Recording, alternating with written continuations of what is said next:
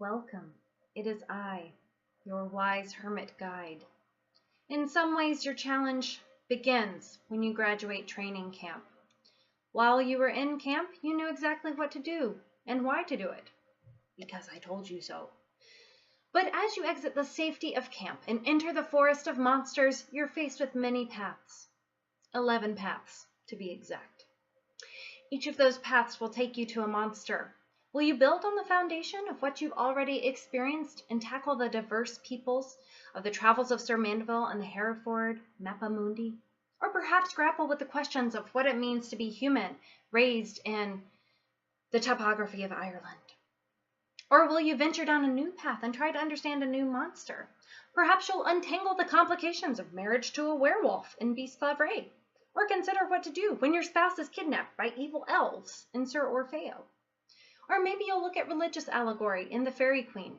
This one includes a vomiting dragon lady monster. Just a little heads up for you. Or maybe you'll explore the role of temptation and sacrifice in Goblin Market. Or you could examine how a hero's foes provide insight into his character in Beowulf. Or perhaps you're interested in how monstrous characters reveal ethical issues in Sir Gawain and the Green Knight, Frankenstein, and the strange case of Dr. Jekyll and Mr. Hyde. Regardless of what you choose, you'll find more success if you keep my wise advice in mind. I am, after all, here to guide you. My first piece of advice is to question everything. Just because the text says it doesn't mean that you have to believe it.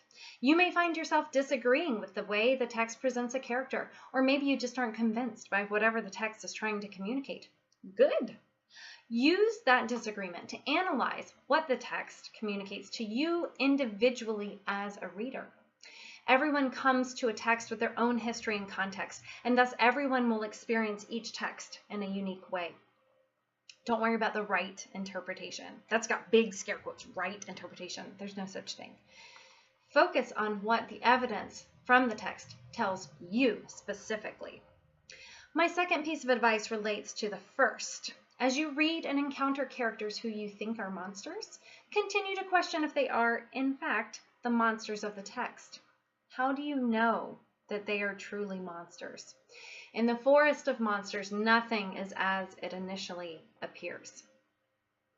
As you choose your first steps in this journey, consider sharing the stories of your journey with your fellow knights in the tavern, which is a name I just made up for Yellow Dig.